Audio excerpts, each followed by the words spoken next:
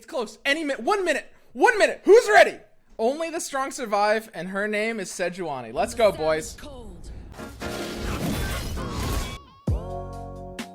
All right. 6 mana. 6 mana. Play. Give an enemy frostbite and vulnerable this round. Vulnerable. So vulnerable is probably going to be the opposite of tough. It's like -1 armor. Ooh, that's nasty, dude. That's nasty. That's a good guess. When you damage the enemy nexus in 5 different rounds this game. Ooh, I don't like that level up condition. But it's not an I've seen. It's not an I've seen. Wow. Wow, she can pre-flip. That's crazy. Look at that level up when you've damaged the nexus in 5 different rounds this game. So that's gonna, you're gonna have to run Blade's Edge. How do you, wait. How do you damage the opponent during their attack round? Is Blade's Edge like the only way? Between Frostbite and Noxus? On their, do you have to run Blade's Edge to pre-flip her? That's crazy. You want to damage them. The most important thing about this level up is having a way to damage them when you're on defense. Decimate, you don't want to run Decimate. You don't want to run Decimate, but Blade's Edge in this kind of thing would be Pog. So she'll give it vulnerable here. Sick animation. So that's a little hook, and she's got... Does vulnerable mean you can get challenged by anything? Wait. Does that just mean anything can challenger you? Whoa. New keyword, vulnerable. The enemy can challenge this unit, forcing it to block. Oh, so it's not -1 armor. I assumed it would be like -1 armor. Give an enemy frostbite and vulnerable. Holy shit. So that, like, she just kind of blows something up.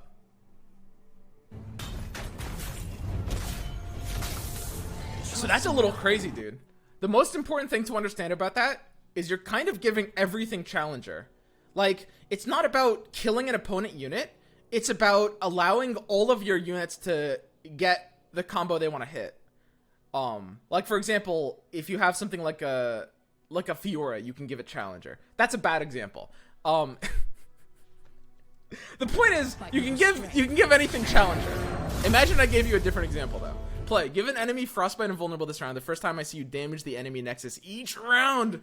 Frostbite all enemies. Whoa. Whoa. I'm gonna have to let myself digest this one a little bit. The winter's claw endures. So she turns your Blade's Edge into a literal frostbite all enemies. Like you Blade's Edge, and the frostbite's good. One thing I'm gonna point out about this is basically all frostbites resolve at burst speed, and this is technically a frostbite that resolves at fast speed. It's the first ever. What that means, because slow things are, I mean, they're counterable in the same way, but not during combat. What this means is, if I were to do an attack and then put a Blade's Edge on the stack with a leveled up Sejuani on the Nexus, it's immune to repost. You can't repost it, which is the first time in the game that's ever been possible. Because normal frostbites, it's resolving at burst, so repost will happen afterwards. But it will always stop a burst speed plus attack card, like back-to-back, repost, might, anything. That's pretty big. So that's Sejuani, and there should be the other new cards here as well. So let's check it out. Fury of the North, that looks like her spell. Give an ally +4/+4 this round. So it's a 4 burst +4/+4, but it's only for this round. How good is that? How valuable is that? I mean, it's a big trick compared to repost, basically. That's pretty good. That's pretty fucking good, dude.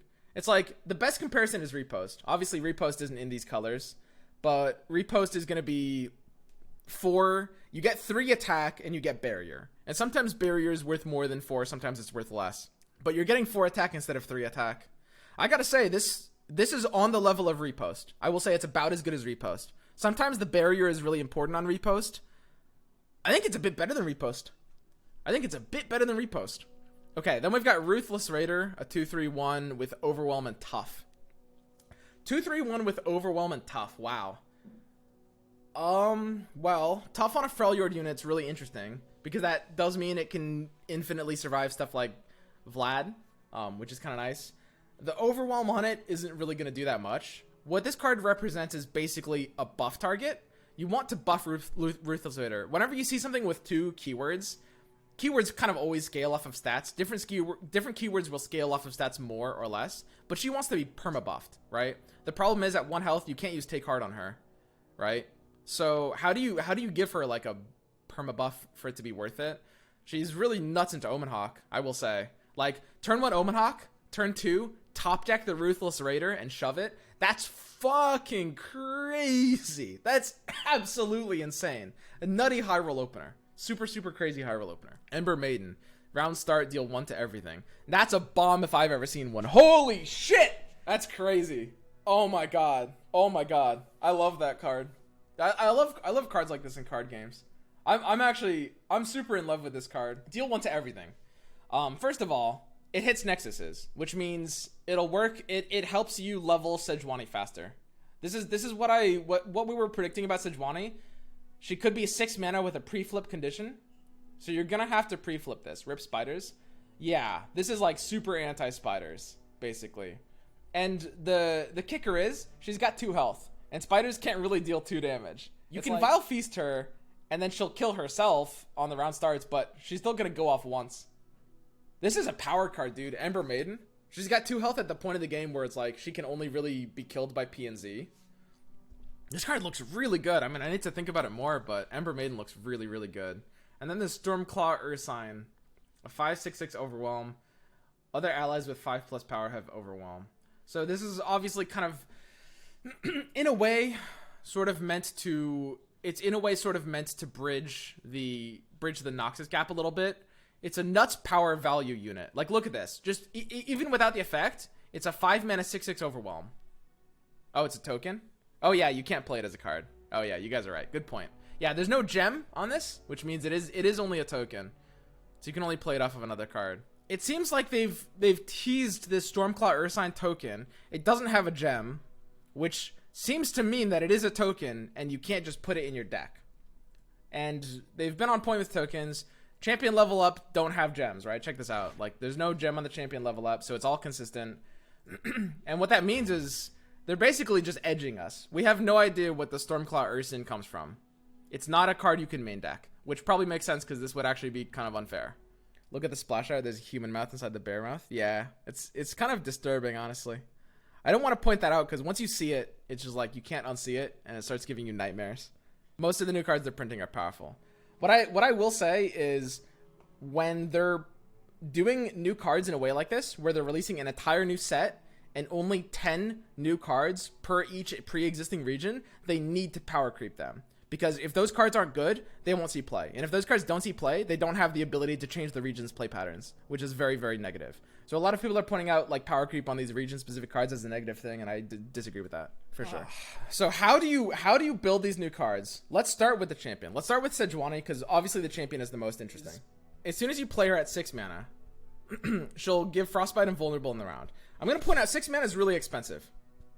As predicted, she has 5 attack, which means that she will work with all of the 5 attack archetype, which is like an intentional archetype between Freljord and Noxus.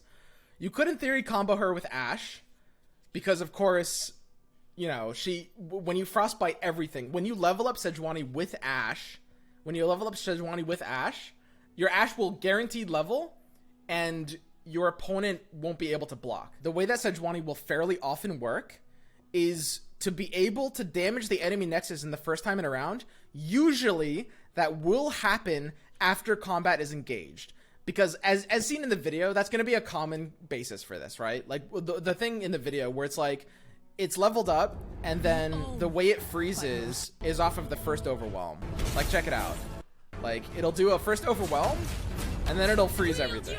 That's going to be a very, very common use for Sejuani. The only ways to get around that are, well, the only efficient ways to get around that are going to be Ember Maiden and Blade's Edge. And this deck is probably running Blade's Edge if you're doing an Ashe Sejuani deck. Now, if you have Ember Maiden, you're just generally Gucci, and you're going to need to heal her. You're going to want to run Take Heart in this deck, because, like, she'll damage herself, and then Take Heart on her is actually really, really great, okay? The way that works makes it kind of hard to synergize with Ashe, because the whole point of Ashe with Sejuani is that you Frostbite before they have a chance to block, so that you just have an instant win combo, right?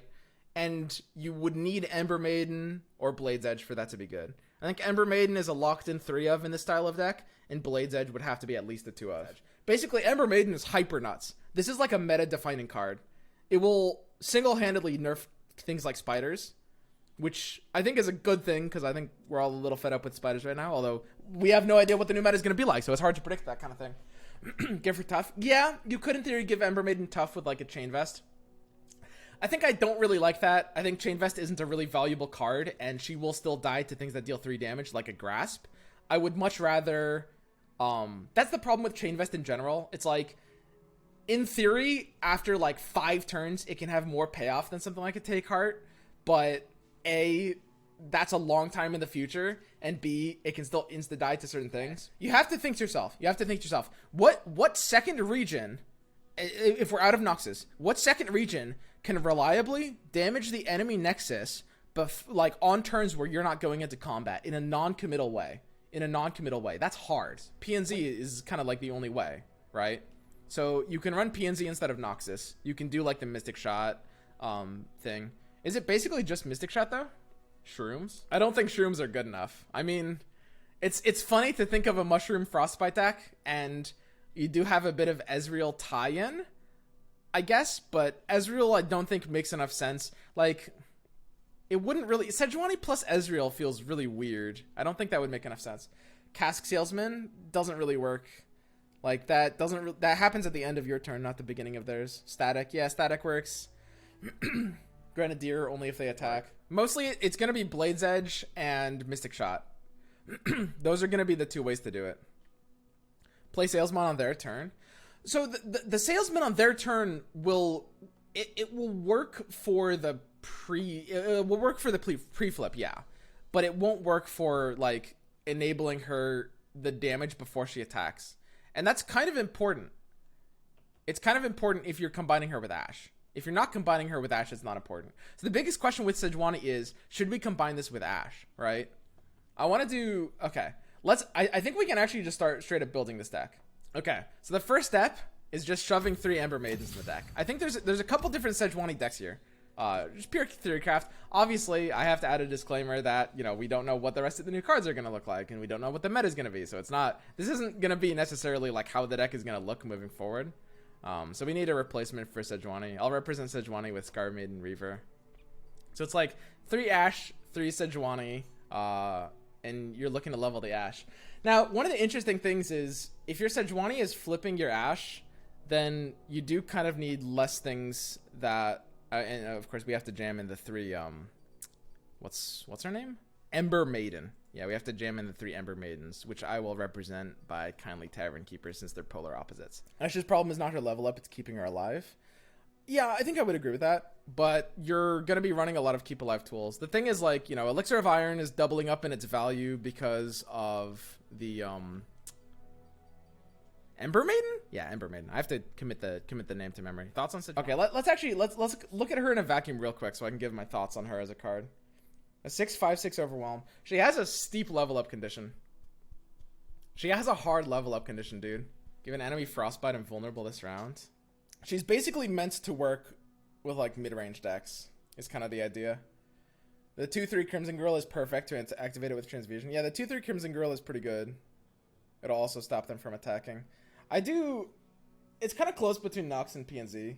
You can build Sejuani. Can you build Sejuani with Vlad? I feel like she, if anything, empowers Ashe more than Vlad. My initial impression of Sejuani is I like her. I think she's strong enough to see play. I don't think she's nuts.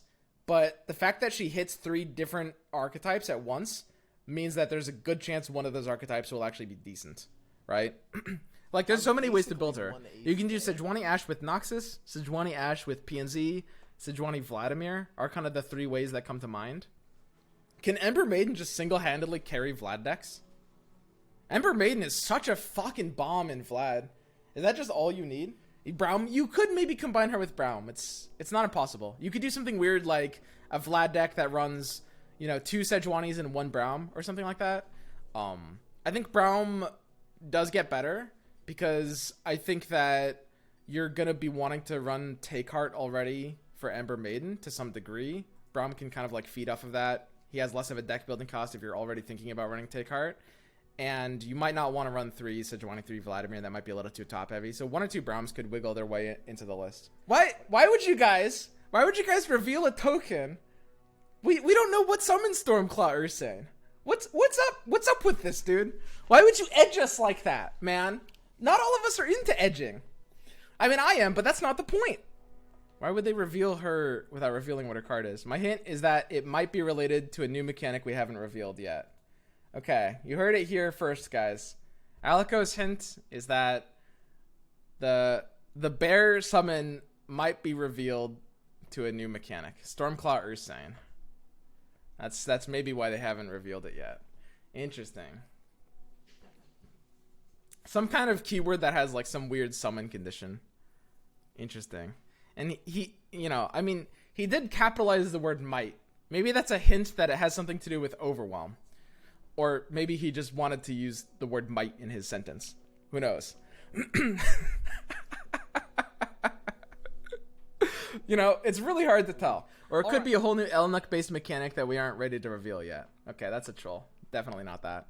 Let's evaluate Sejuani in a nutshell. She's a 6/5/6, which is expensive, by the way. 6 mana is a competitive slot. Now, it competes for Scarmother Vrina in that style of deck. But I don't think Scarmother is necessarily an uncuttable card. I don't think Vlad decks really needed a 6-drop. Her play effect is basically to sort of blow something up. The question is, does it feel bad playing this on defense? A little bad. You kind of want to play her on an attacking turn. She really is a finisher. Man, she's so late, dude. She's so late. Range card. Like, everything about her screams mid-range. Her timing, her effect on play, and her effect on level up, and her stat line. All of these are mid-range concepts. Whereas, like, the idea of trying to run aggro tools on her doesn't really make a lot of sense.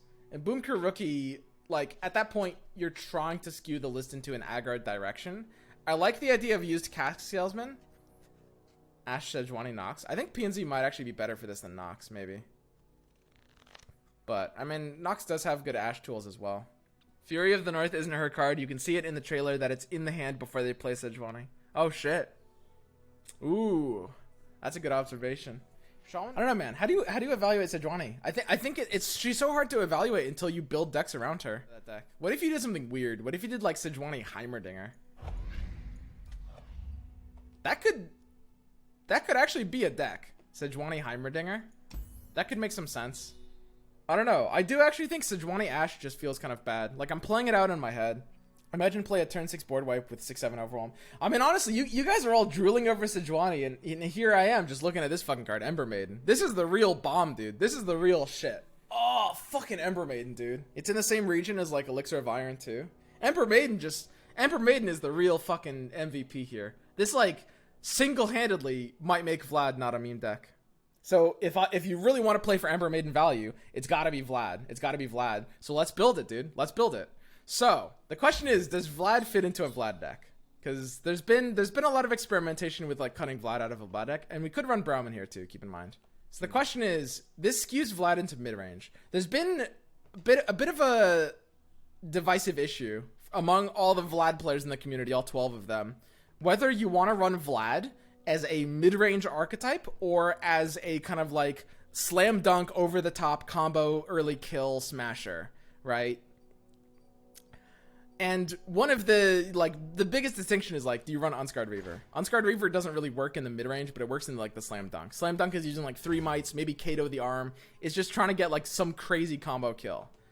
Now I will say, these 2 new cards, being Sejuani and Kindly Tavern Keeper, which here is representing Ember Maiden, these 2 new cards does send it much more into a mid-range concept. Much more mid-rangey, I think. Which means, you know, we have the idea of trying to kind of like slow the game down and get like a burst finisher. So Crimson Disciple is obviously going to be nutty, and Take Heart has to be good. Take Heart literally has to be bonkers here, because the ability to hit Disciple or Ember, like Disciple gets better with Ember. Ember is good on Take Heart. Ember is good on Elixir of Iron. It's just, Ember hits this deck so well. It's crazy. It's crazy. And this deck becomes a lot more of like a control F deck build process. Like, you're in like Scarthane Stefan at that point. You're obviously in like Transfusion. It would look like a pretty prototypical Vlad deck. It's like, the deck build wouldn't really change that much. Curator, yeah, you'd probably be in Curator. There's a few flex slots in Vlad that you can definitely think about, like, how to run them. We can't be in Blood for Blood. As much as I jerk off Ember Maiden, there's no card that's good enough that you can main deck it and use Blood for Blood on it. You can maybe kind of use Blood for Blood on Yetis just because they're not main deckable. Yes. How many different ways do we have of leveling up Sejuani on the opponent's turn? It's Crimson Disciple, if they attack, or if we use a spell, or it's Ember Maiden. I think like 1 or 2 Blades Edge has to be valuable, because I think this deck does want to be leveling Sejuani on curve. I also suspect that... God, I wonder if 3 Sejuani could be too much. Man, Ember will kill Archer. Yeah, Archer's out of this deck. I only put Archer in when it was like an Ash deck. Can you try to play for out value with stuff like Bjerg? You can run Assessor. Is Assessor too much top end, right? What's the timing? Yeah, Might is obviously going to be good here. You're going to have to run like at least probably 2 Mights, I think. Tarkaz is an option. I like Tarkaz. Oh, God. I got to say, I like Tarkaz a lot better when we don't have Ember. I think Tarkaz and Ember might actually be kind of redundant. I think that you could replace Vladimir with Tarkaz just so you can free up the champ slot for Braum. This is like, I don't know. Obviously, Braum might not necessarily be a good card, but it does have a bit more synergy here. It does have a bit more synergy in this kind of deck. And drawing multiple Braums for take cards is really nice here. So it's definitely Braum optional. That's the biggest question. Vlad or Braum? Braum is better than Vlad every time in this deck. That's kind of what I'm thinking, but I want to be sure. I even like splashing in some stuff like Draven, but I don't think that can work here. It's too high synergy of a concept for something like Draven. There's Crimson Aristocrat. I don't know. I think that it's a little too aggro, and I think that my unit health becomes a really important resource when I have Ember. I think I just want health. How can I give myself more health? You can main deck that card, right? The +4/+4. It really does have to be. I'm sorry, Vlad. Especially because this deck is much more of a mid-range deck. I don't think you're looking to like poke Nexus damage. The question is, I mean, you could argue that Braum's not even worth playing though, because he has a bit of synergy here, but he still will lose out on a lot of tools like Will. But you're already in buffs that they can remove with Will. I don't know. I think I like Braum here. I think I do like Braum here. I think he's good enough. So it's basically, it's a Vlad deck without Vlad, which makes sense.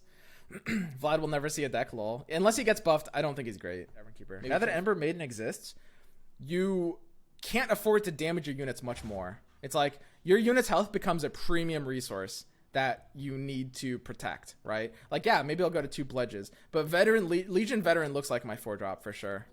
It's possible that Reckoning is enough of a power card that I'm supposed to cut Braum for Reckoning, but I think as soon as Braum is in the deck, I think Reckoning can't be. It's one or the other.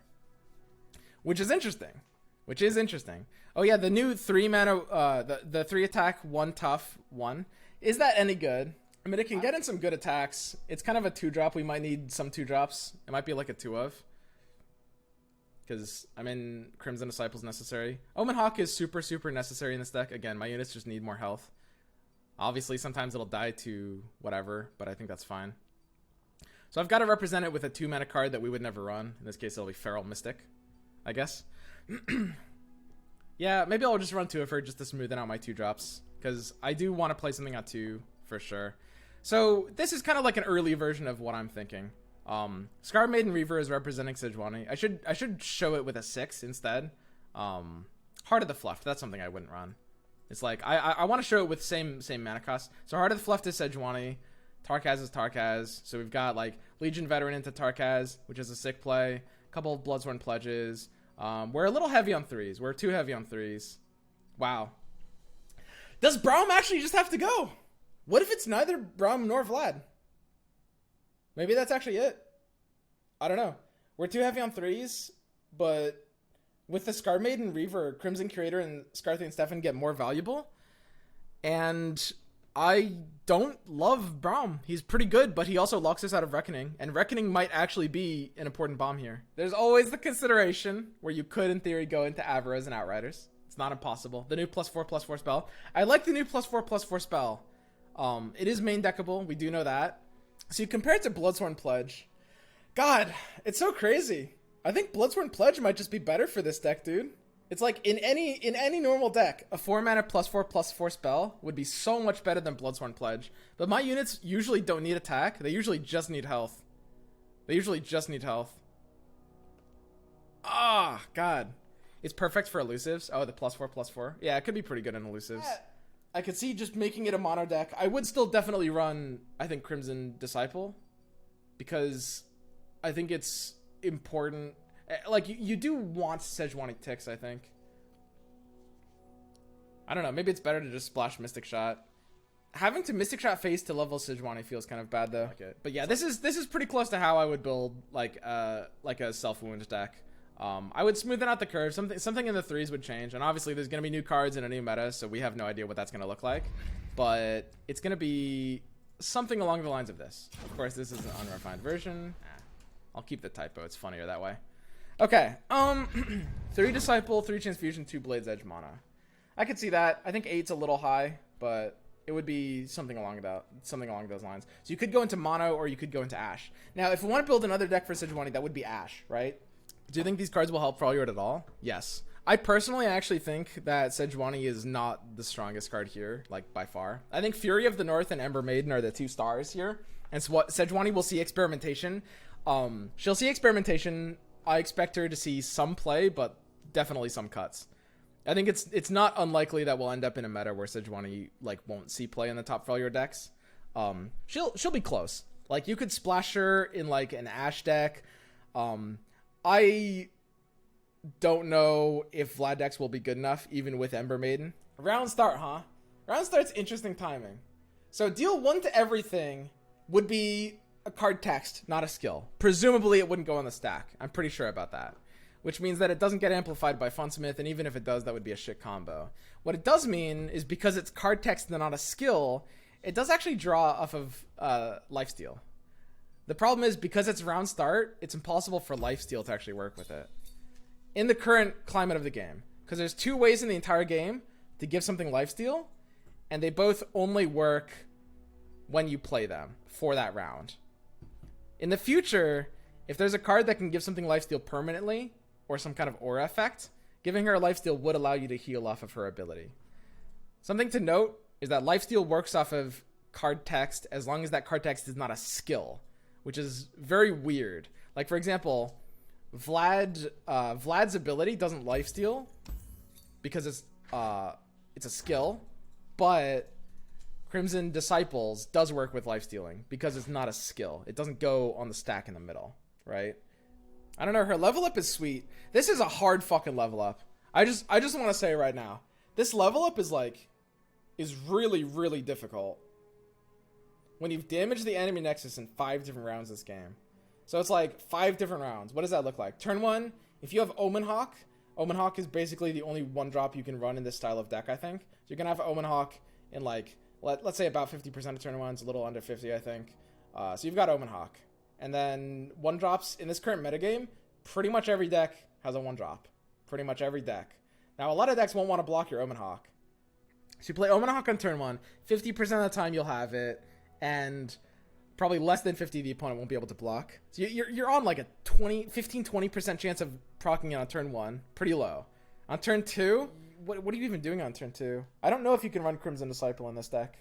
If you want to run her non-committally. Ruthless Raider turn 2. Ruthless Raider isn't non-committal, right?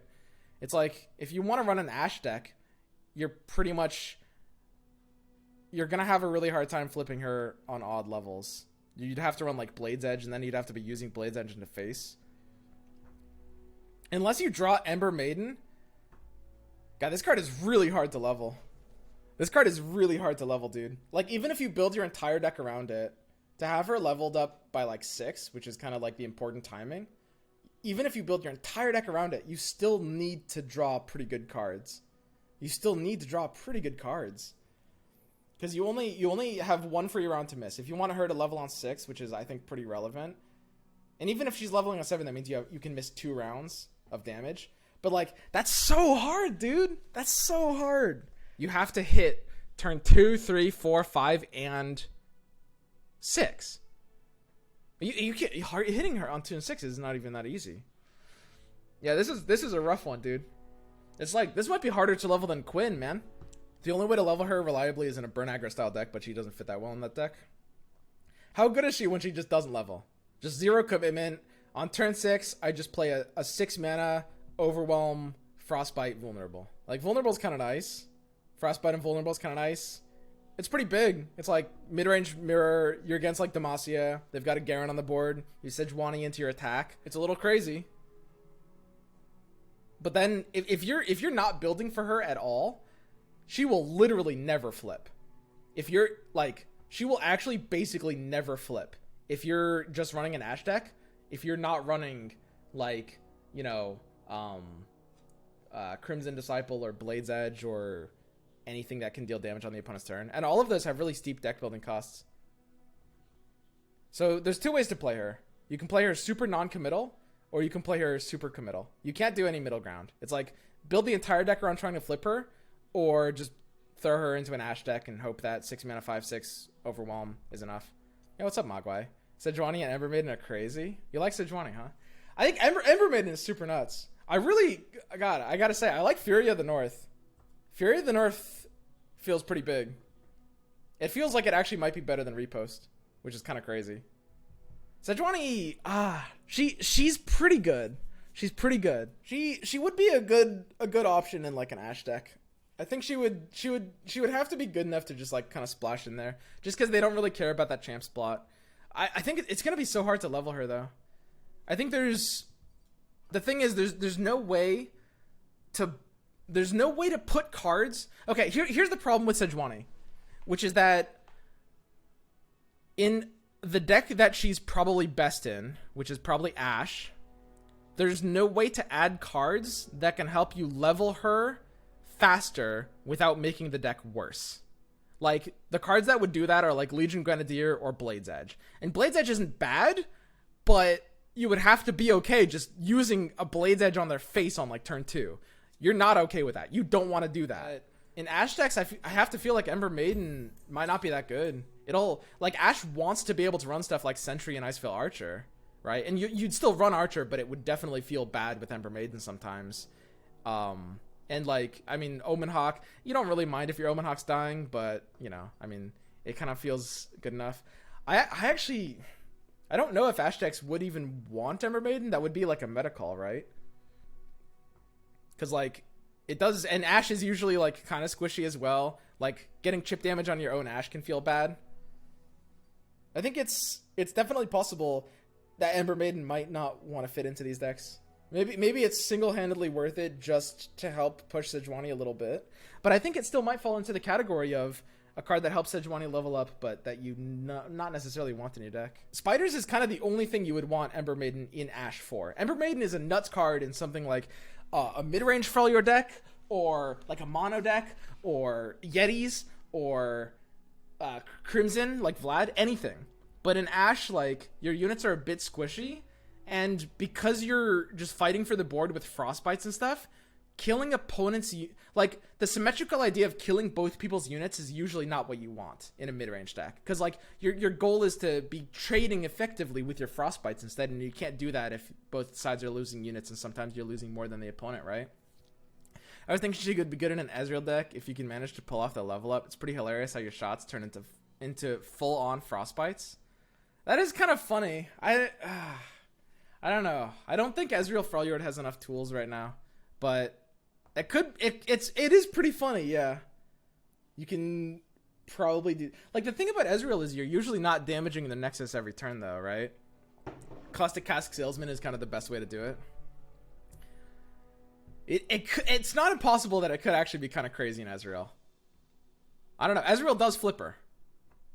And Ezreal Freljord has been missing a second champ slot. And you can help, like, Ezreal can work well with Ember Maiden for sure. That's big. And on top of that, you know, you might be using, like, used Cask Salesmans and stuff to help flipper. I think that has some potential, yeah. I think Ezreal and Freljord is probably missing, like, one tool to make you want to run it in Freljord over other options. It's possible. It's possible. I think that might be the best all-in flip Sejuani deck. That might be the best one. Turn 1, Saboteur. Turn 2, Saboteur, Grenadier, Raider. Turn 3, Saboteur, Grenadier, Raider. Turn 4, Saboteur, Grenadier, Raider. Turn 5, Reaver. Turn 6, Sejuani plus win. Yeah, but, I mean, why would you play Sejuani on 6, though, right? It's like, at that point, you'd rather just kill the opponent. That's the thing about Sejuani. It's like, she gives you a scaling...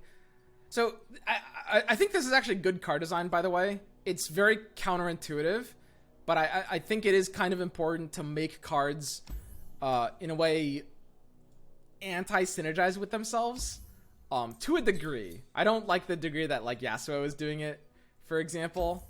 But the idea of her, basically, her condition being an aggro condition, and every single thing else about her being mid-range, it kind of makes her, like, it's sort of a way of balancing her, basically, I guess, while allowing different ways of playing her. And there's a few champions that are kind of, like, designed like that, too.